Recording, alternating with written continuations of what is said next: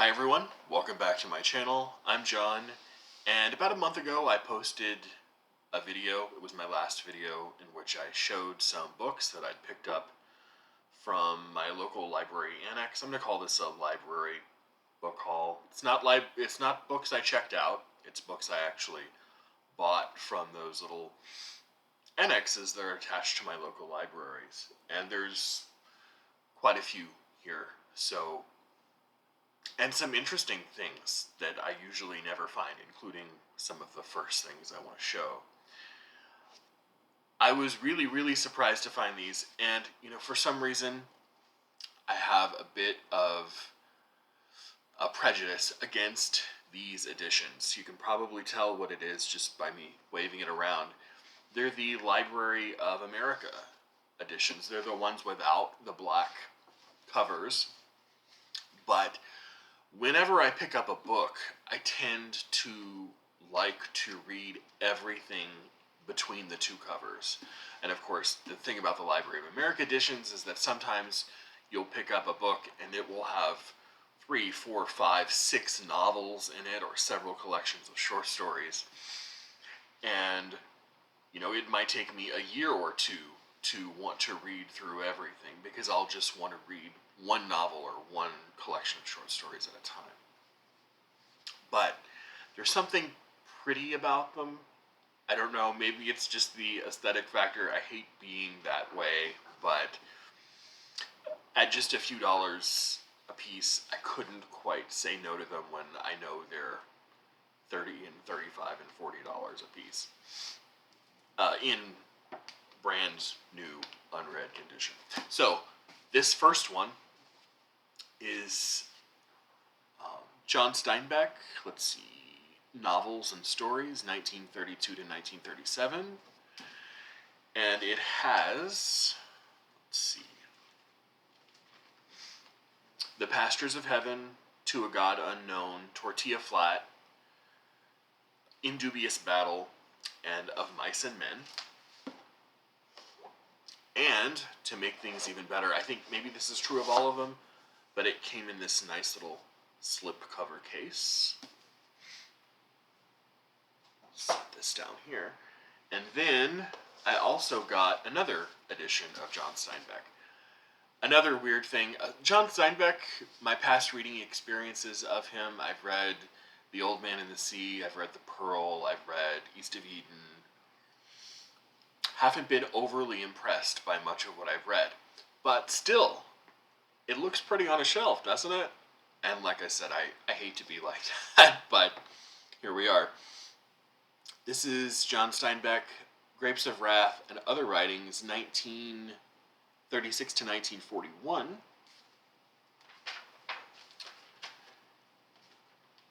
And maybe I'll be more inclined to read these knowing that I haven't read anything that's included in these two volumes. So, well, I have read Mice and Men, I guess. This has a collection of short stories called The Long Valley, and it has The Grapes of Wrath and The Log from the Sea of Cortez, with an appendix of 2 more, maybe short stories called The Harvest Gypsies and Starvation Under the Orange Trees. Again, in its nice little slipcase. And one more. This is many short works, so I'm not going to read everything. But, interestingly enough, another author, when I've read him in the past, has not really done much for me. But it's been 8 or 10 years, and I figure I could probably go back, and if I can make my way through everything in the book, I'm really studious about not saying I've read a book until I've read every single page between 2 covers, which is why I tend to avoid these, because some of them can be 1,200 pages long. This is writings and drawings of James Thurber, the American humorist and cartoonist. I never found him particularly humorous in the past, but then I didn't spend much time with him, and I think I may have been in the wrong headspace to really appreciate him. So I'll give him another try. And then 2 Library of America classics, which aren't really for reading cover to cover, but when I find them in good condition, I really can't resist, like I said. They're more for maybe reference or occasional reading. This is Miscellaneous Writings of George Washington. I won't go through the list because it's tons and tons of letters, as you would probably expect.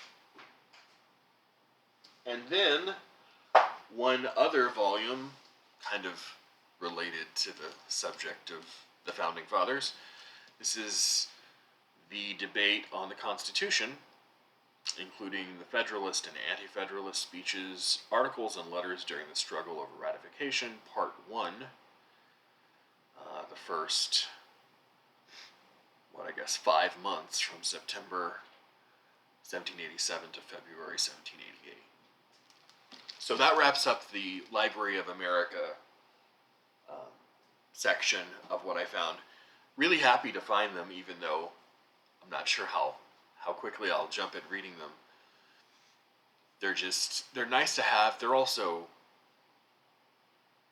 just, they have everything by the author. You don't have to worry about abridgments or anything like that. So they have their appeal, but just my anal retentiveness about some things makes me avoid them for whatever reason. But I'll move on to something else I found just a couple of days ago and was really, really happy to find. I have, I think, all of these in paperback somewhere, but they're in boxes in my shed. And for some reason, when I find all of a particular series together, it just makes me all that more anxious to read it if I haven't already read it. So I found all of the Hilary Mantel Wolf Hall trilogy in hardback the other day. So here is Wolf Hall. And I forget which one is number 2. I'm sure I'll hear about it in the comments. I want to say this is number 2, Bring Up the Bodies. And number 3 is Bring Up the Light. Sorry, The Mirror and the Light. So all 3 of them in hardback. And now that they are conveniently on my shelf and I don't have to go dig through 5 or 6 piles of boxes in the shed in my garden to find them, I might be more inclined to reach for them. All right, let's see. And something I found from a local sort of charity shop. I have always wanted to read Annette Gordon Reed. This is The Hemmingses of Monticello, An American Family. And I think this is the book where she basically, let me know if I'm right about this, it might be one of her other books, where she provides pretty conclusive evidence, DNA evidence maybe, about Thomas Jefferson fathering children from Sally Hemings. Several children. I don't know if it was this or another one, but it would be fascinating to read the history of the family, what we know about them. And also, I never knew that she was a Harvard professor, and she's also apparently a professor in the law school there. So she can bring in, legal stuff, and not just historical stuff. That would be great to read.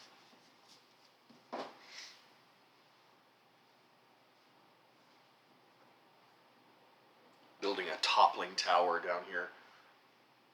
I also found the other day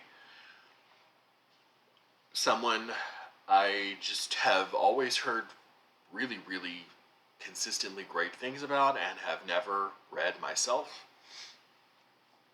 And I don't know why, but I, I haven't read many people I want to read, and this is just one person I want to get around to eventually. Octavia Butler's Kindred. I don't think I've ever heard someone say anything less than glowing about this. I read a few pages of the prose. It seems kind of like workaday prose, but I'm getting, as I get older, I find I'm much more of a idea person in writing than I am a prose person. I can still appreciate beautiful writing, but having something to think about is more important to me, I guess. Let me know if that's true with you, or if as you get older you're finding the reverse is true. I started for, I guess it would have been quarter two, Dan Brown's The History of the Plantagenets, and got about 300 pages through it and was really enjoying it, and for whatever reason set it down and have not picked it up again.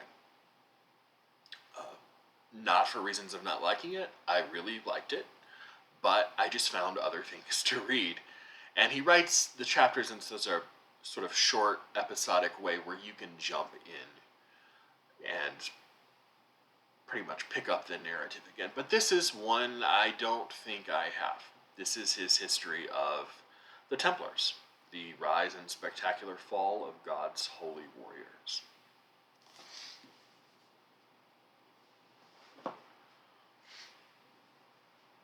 And I also got, well, let me show everything else first. So I'll save these for later. I found this. I didn't recognize the name or the author, but this is Francis J. Bremer's The Puritan Experiment, New England Society from Bradford to Edwards. Just kind of looks at, I guess, mostly 17th century American Puritan culture, society, history. Let's see. Found a biography of John Keats. This is Andrew Motion's biography of Keats, in pretty good shape. I'll take it.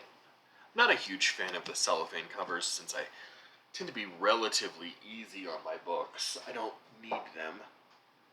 They just kind of provide needless glare for whoever's watching his videos, but I'll take it. And a Penguin classic, something I know I don't have. This is Bruce Chatwin's In Patagonia, one of his classic pieces of travel writing.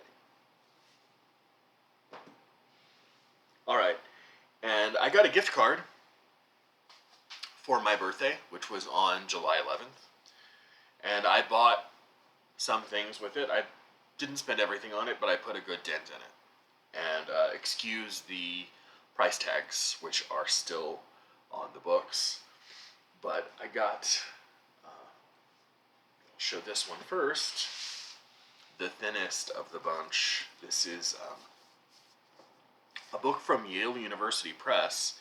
It's Democracy's Beginnings, The Athenian Story by Thomas N. Mitchell. And it's basically just, I don't know precisely what the focus is on Athens, but I love Greek and Roman history, and the fact that it's from a university press sort of turned me on too. So, and then I got two big books. One was a sort of an omnibus edition of the Gormenghast novels by Mervyn Peake. I've always wanted to read these, but they've never been very, very high on my list. Kind of science fiction-y, kind of fantasy-like, from what I understand, but also, from what I understand, very well written and kind of literary, whatever that means. from Tusk Overlook Press. But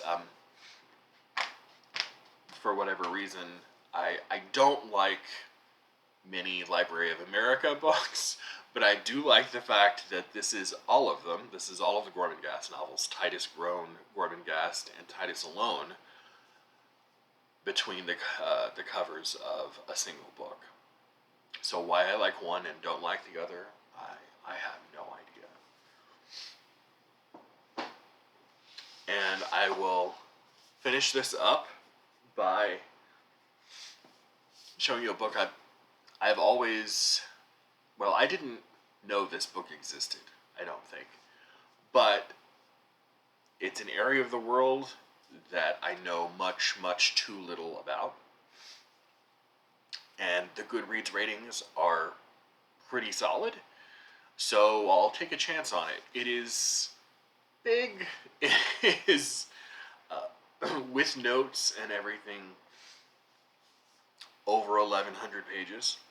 But it is called The War for Civilization, The Conquest of the Middle East, by Robert Fisk. And, I don't know how far it goes back. Balfour Declaration, maybe Indian Raj, I don't know. I think India might be a bit far east for this to go back, but I'm interested in, I think Robert Fisk is a journalist, and this is not exactly a compendium of his pieces from when he was reporting, but sort of a book, a narrative piece of history that he's used that's highly informed by the decades of journalism that he's done in the Middle East. So that will be interesting if it's good and I'm not completely in over my head. So those are books that I've gotten recently. If you know of any or have any particularly good or bad things to say about any of them, let me know. And I will be back very soon with another video. Hopefully not a month away. I'll see everyone later. Bye.